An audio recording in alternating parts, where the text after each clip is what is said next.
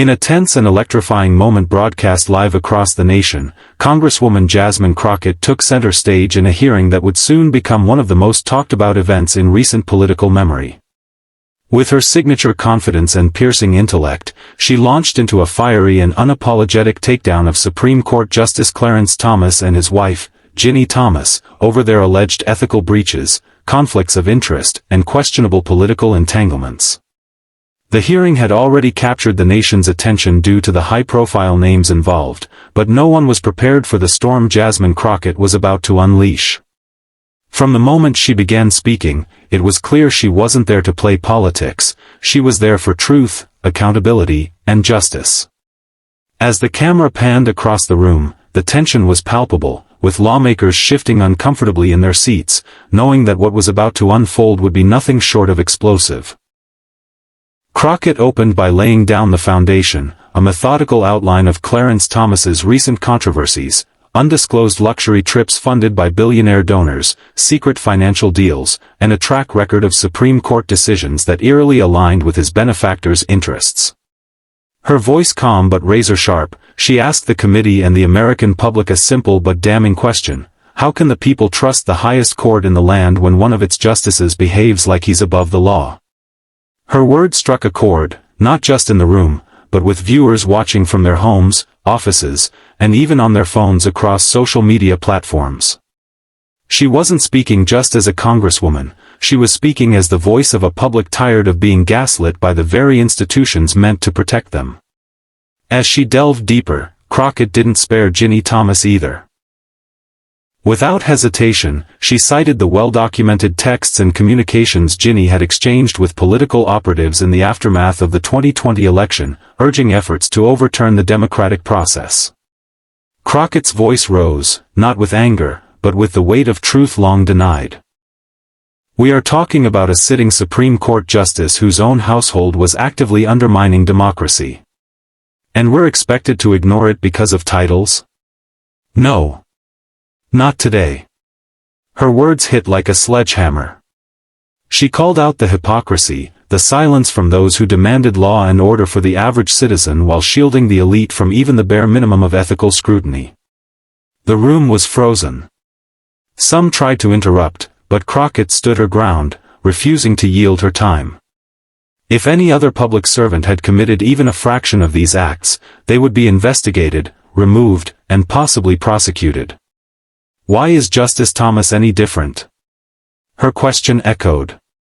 It was rhetorical, but it forced reflection.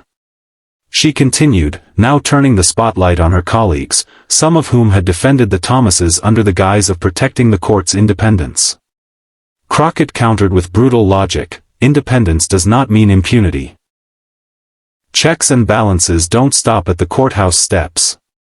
Every word she spoke was fact-checked in real time by millions watching live, and she was spot on.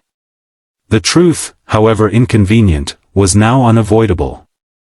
As she wrapped up, Crockett made a powerful declaration. She wasn't just seeking accountability for Clarence and Ginni Thomas. She was fighting for the soul of the judiciary, for the future of democracy, for a government that reflects the integrity and transparency its people deserve. If we allow this kind of behavior to go unchecked, we are complicit. Silence is not neutrality, it is endorsement. And I refuse to be a part of that. The audience erupted, not in applause, as decorum prohibited it, but in stunned silence and visible respect. Even her critics had to acknowledge the force of her argument, the clarity of her conviction, and the courage it took to say what many had only whispered in private. As the hearing resumed and others tried to move on, the atmosphere had changed. Jasmine Crockett had just redefined the moment.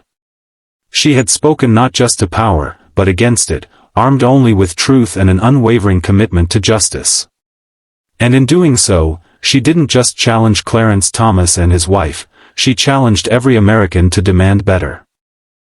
The real issue here is not just about Clarence Thomas or Ginni Thomas individually, it's about what they represent, what their actions symbolize, and how their unchecked behavior sends a dangerous message to every American who still believes in the rule of law and the sanctity of our democracy, because when a Supreme Court justice, someone who holds one of the most powerful and sacred positions in our government, decides that disclosure rules don't apply to him, that financial relationships with billionaires don't need to be reported, and that the influence of luxury vacations, private jets, and secret funding doesn't corrupt the impartiality of justice, we have to ask ourselves if this is still a government of the people, by the people, and for the people, because what Clarence Thomas has done isn't just an ethical failure, it's a betrayal of public trust, a slap in the face to every citizen who follows the law, pays their taxes, and believes that justice should be blind, and when his wife, Ginni Thomas, engages in political maneuvering, sends messages encouraging the overturning of a legitimate election, and aligns herself with fringe movements that attack the core of our democratic process, and yet faces no consequences, no rebuke, no accountability, we have to face the hard truth that our system is broken at the very top. Because while everyday Americans are punished for minor infractions, the elite, the well-connected, and those sitting on the highest benches of power operate with impunity, hiding behind robes and privilege, pretending that they are untouchable, but we cannot, and must not, allow this to continue, because if we do, we're saying that justice is a luxury for the few, not a right for all, and let's be very clear, this is not about politics, this is not about partisanship, this is about principle, about the very foundation of our republic. And if we cannot trust our Supreme Court to act ethically, transparently, and independently, then every decision it makes becomes tainted, every ruling becomes suspect,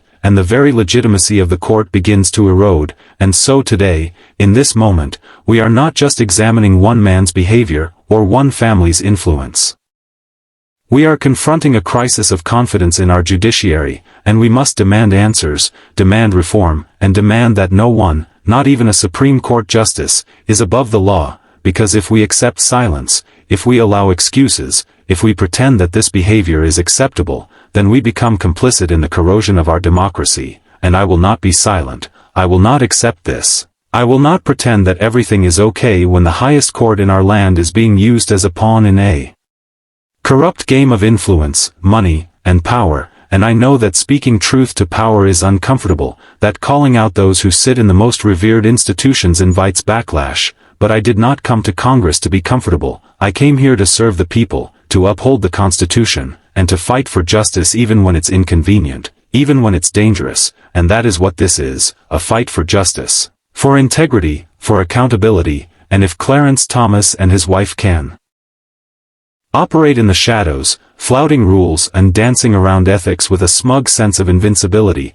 then what hope do everyday Americans have? What message are we sending to the young black kid in the classroom who is told to believe in fairness and equality under the law? What do we tell the single mom who works 2 jobs and gets fined for a late payment? What do we say to the veteran who fought for this country and expects its leaders to live by the same standards they demand of everyone else? Because right now, the message we're sending is that if you're rich enough, powerful enough, or high-ranking enough, the rules don't apply to you, and that is unacceptable, and to those who defend this behavior, who minimize these actions, who say it's not a big deal, I ask you this.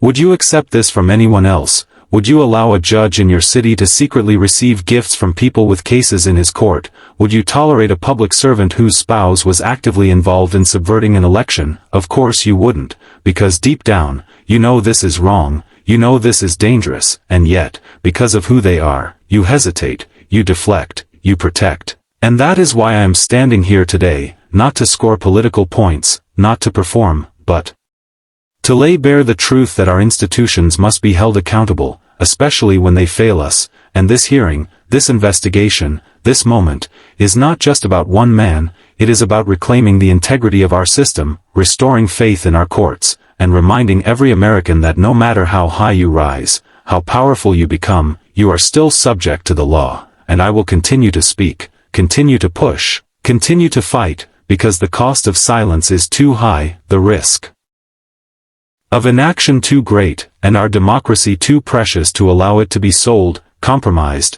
or corrupted by those who think they are above us, above the law, and above the truth.